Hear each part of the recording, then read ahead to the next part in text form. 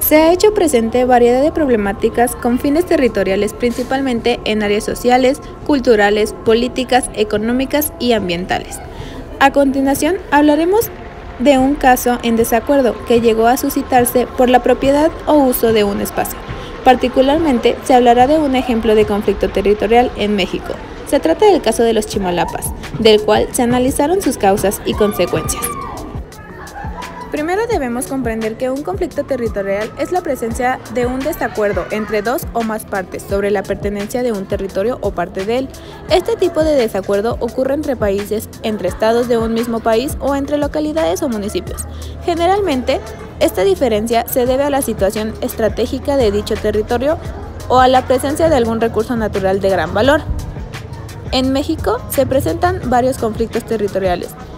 Tal es el caso del conflicto de la región de los Chimalapas, que se desarrolla entre el estado de Oaxaca y Chiapas, por la posesión de una región de gran riqueza natural.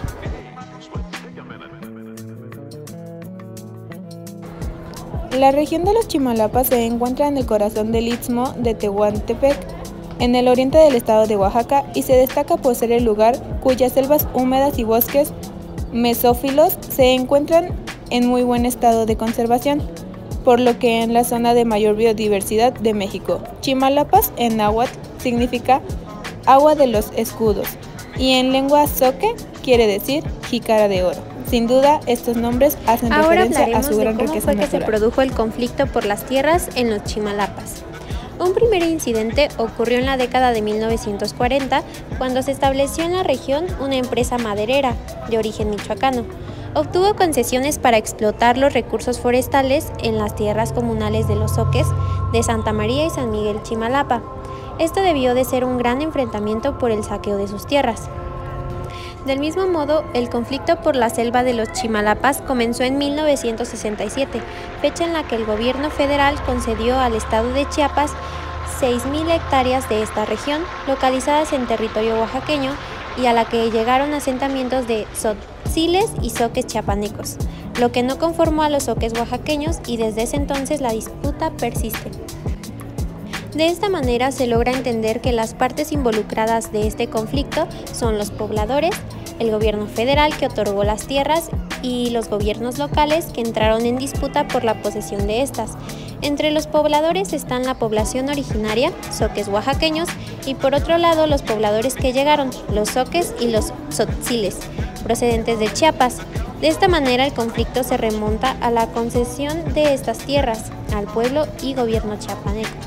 Las principales acciones que tomaron la población que se sentía despojada de su tierra fue que cerraban los caminos para que no pasaran a la selva o al bosque los camiones de los taladores, o bien confiscaron los camiones que salían de la zona repletos de madera y otros productos forestales. Asimismo, defendían su territorio y sus recursos a toda costa, y esto explica por qué eran y son tierras comunales. Seguimos con otro punto de acuerdo al conflicto territorial en la región de los Chimalapas, que consiste en las variables que intervienen en el conflicto para su análisis, su localización, las partes que intervienen, la causa o causas del conflicto y las consecuencias. Comenzaremos por señalar en dónde se localiza este conflicto del que hemos estado hablando. La zona en conflicto es la región de los Chimalapas, que se encuentra en los límites estatales de Oaxaca y Chiapas. Ahora, en cuanto a las partes que intervienen, principalmente es la población que ahí se asienta. Originalmente los dueños de esas tierras, los zoques oaxaqueños, también la población que llegó a habitar las tierras, los zoques y tzotziles chiapanecos. Están además el gobierno federal, que cedió las tierras, los gobiernos estatales de Oaxaca y Chiapas, las empresas madereras y anotemos también la empresa minera, que sabemos que estuvo interesada en la región, aunque por el momento detuvieron su proyecto. Continuamos con las causas que propiciaron este conflicto. Una de las principales fue la concesión de tierras comunales de Oaxaca a Chiapas, la extracción ilegal de los recursos forestales, la sobreexplotación forestal y la posible extracción minera.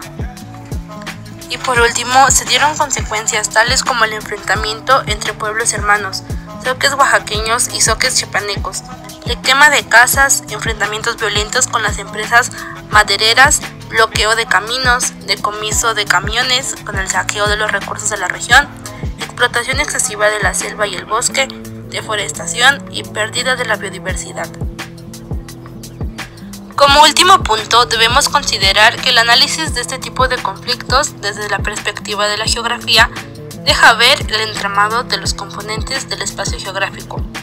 Por un lado, se tiene un lugar, los Chimalapas, ubicado en una región con gran riqueza de flora y fauna, además de yacimientos minerales. Esto corresponde al componente natural.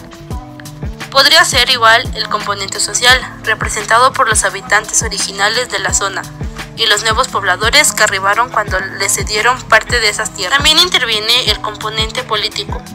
Este está representado por la intervención de los gobiernos federal, estatal y local, así como el activismo de los comuneros y campesinos.